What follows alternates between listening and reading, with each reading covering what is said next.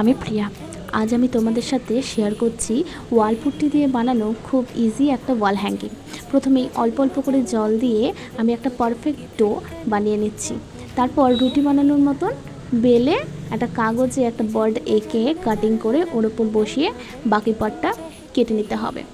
তারপর এগুলো বেশ কিছুক্ষণ রোদে শুকাতে দিতে হবে।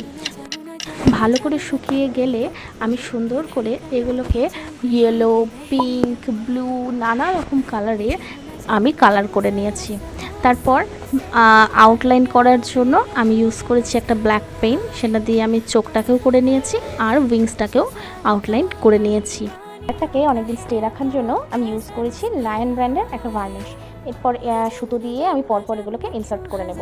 এইভাবে তৈরি হয়ে গেল আমার ওয়াল হ্যাঙ্গিং। দেখো তো কেমন লাগছে, ভালো লাগলে একটা লাইক করে দিও। যাসি, দেখা হবে পরের ভিডিওতে।